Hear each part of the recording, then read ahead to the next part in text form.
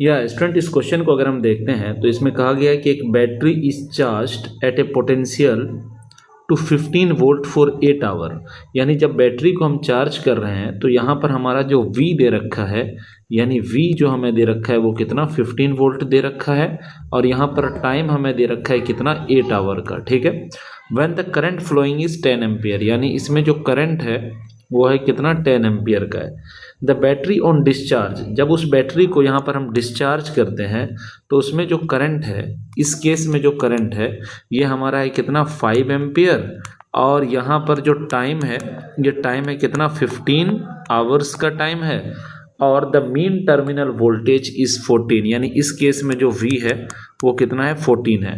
तो आप इसको इनपुट का समझ लो, ये इनपुट करंट है, और इसको आप एक तरह से आउटपुट समझ लो, ठीक है। तो आपसे पूछा गया है the watt hour efficiency of the batteries क्या होगा।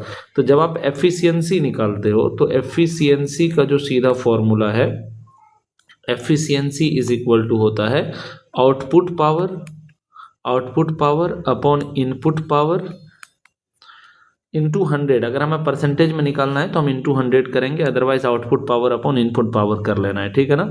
अब यहाँ पर लेकिन आपसे जो पूछा गया वॉट आवर एफिशिएंसी, तो वॉट आवर एफिशिएंसी जब बोलेगा तो आउटपुट पावर में T से ऊपर भी मल्टीप्लाई करेंगे, लेट से दिस इज T1 और यहाँ पर T2। तो जब हम पावर लिखते हैं तो power is voltage into current होता है, तो ये आउटपुट पावर इंटू T1 जब हम करेंगे तो हम कहेंगे कि हमारा आउटपुट पावर का मतलब होगा sir VO into IO into, इसको हम T2 नाम दे देते हैं, इसको T1 नाम दे देते हैं, तो दिस इज T2 अपॉन हो जाएगा क्या V input into I input into क्या हो जाएगा T1। यानी इसको अगर हम सॉल्व करेंगे तो हमारा आउटपुट पावर, आउटपुट वोल्टेज अगर देखा जाए तो क्वेश्चन में कितना है 14 है, आउटपुट करंट 5 है, और T2 जो हमारा है वो 15 है, अपॉन इनपुट वोल्टेज हमारा कितना है 15 है, और इनपुट करंट हमारा 10 है, और इनपुट में जो टाइम है वो हमारा 8 दे रखा है।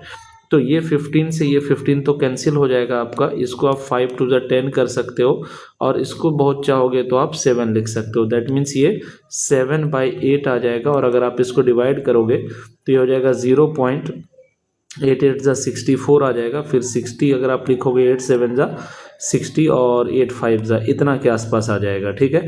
लेकिन आप इसके हिसाब से तो आंसर हमारा ये ऑप्शन C आ जाएगा। लेकिन अगर आप परसेंटेज में अगर इसको कन्वर्ट करना चाहते हो तो इसी 0.875 को 100 से मल्टीप्लाई कर दीजिए तो आपको आंसर मिल जाएगा 87.5%। ये आपका परसेंटेज में आंसर आ जाएगा।